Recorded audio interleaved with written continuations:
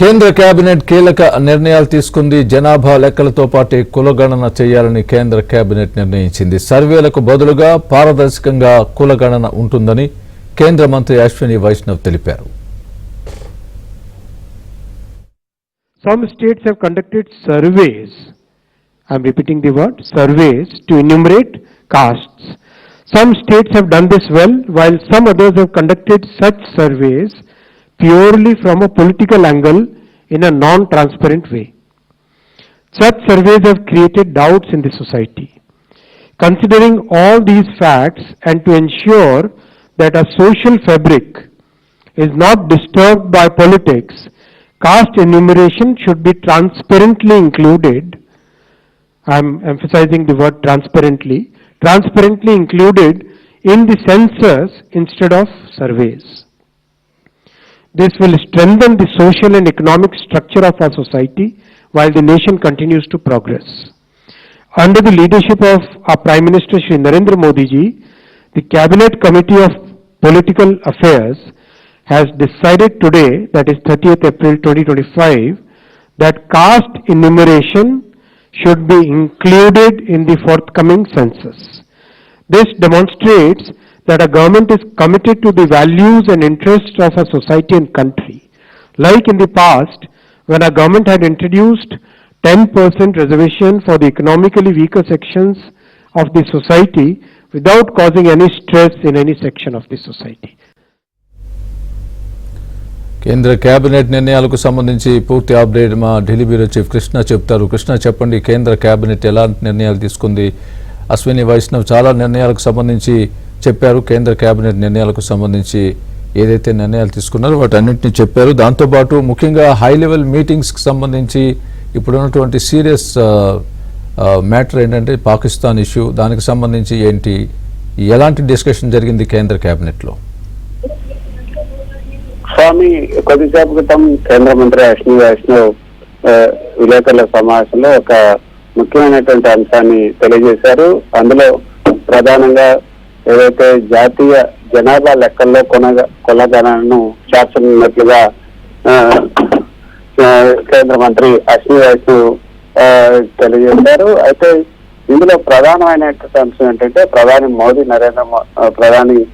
మోదీ నేతృత్వంలో జరిగినటువంటి cabinet committee on political affairs సమావేశంలో రాబోయే జనగణనలోనే కులగణనను చేర్చే కీలక నిర్ణయం తీసుకున్నట్లుగా అశ్విని వైష్ణవ్ తెలిపారు. ప్రత్యేక కుల గణనను నిర్వహించకుండా జనగణన ప్రక్రియలోనే కుల సంబంధిత నిర్వహించబోతున్నారు. ఇది ఒక ప్రత్యేకమైనటువంటి నిర్ణయం అని చెప్పొచ్చు. ఎందుకంటే కులగణన చేయాలి అంటూ ఇటు కాంగ్రెస్ డిమాండ్ చేస్తుంది, అటు తెలంగాణ అదేవిధంగా మా కర్ణాటకలో కూడా ఈ కులగణన చేశారు. కాబట్టి ఆ కులగణన చేసి ఆ మేరకు రిజర్వేషన్లు కూడా ఆయా కులాలకు అందించాలని కూడా కాంగ్రెస్ పార్టీ చేస్తున్నటువంటి డిమాండ్ కు ఇది ప్రత్యామ్నాయంగా కేంద్ర ప్రభుత్వం ఈ నిర్ణయం తీసుకుంది. కులగణన అంటూ ప్రత్యేకంగా జరగకుండా ఈ యొక్క సర్వే, కులాలకు సంబంధించినటువంటి సర్వేను, ప్రత్యేక కులగణనను నిర్వహించకుండా జనగణన ప్రక్రియలోనే కుల సంబంధిత వివరాలను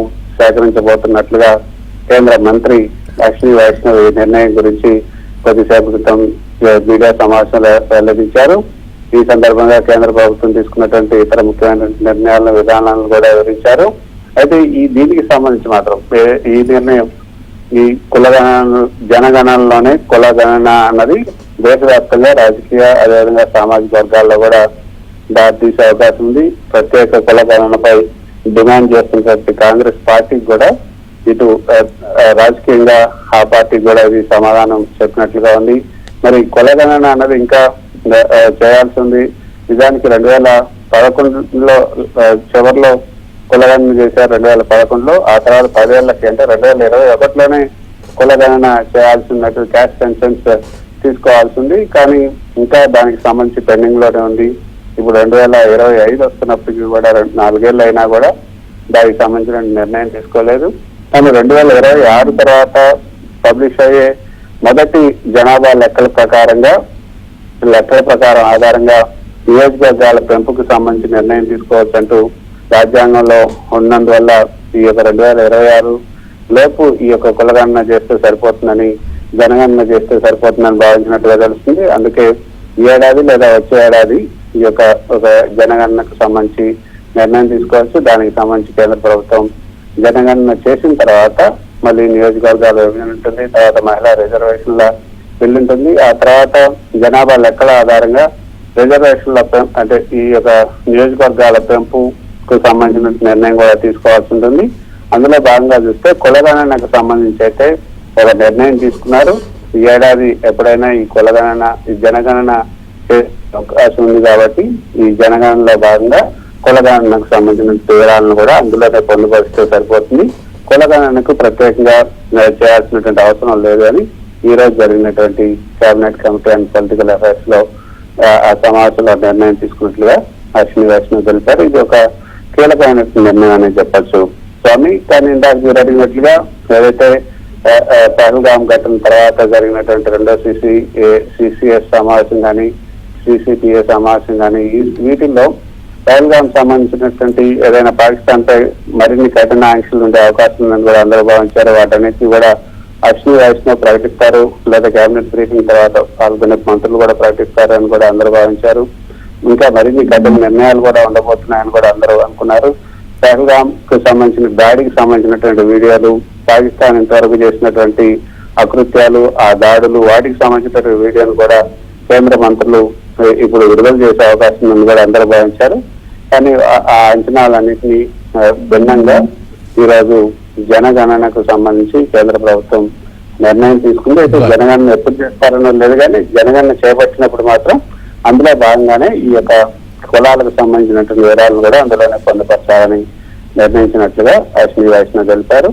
కాంగ్రెస్ పార్టీ చేసినట్లుగా కొన్ని రాష్ట్రాల్లో ఆ విధంగా చేయబోయేది లేదు. గతంలో మన్మోహన్ సింగ్ ప్రధానిగా ఉన్నప్పుడు కూడా ఇలాంటి నిర్ణయాన్ని తీసుకున్నారు. ఇప్పుడు కొత్తగా ఈ మన్మోహన్ సింగ్ నిర్ణయాన్ని ఇప్పుడున్నటువంటి కాంగ్రెస్ తప్పుపడుతున్నారంటూ అశ్విని వైష్ణవ్ విమర్శలు గుప్పించారు. Swami. Right Krishna, thanks for the update.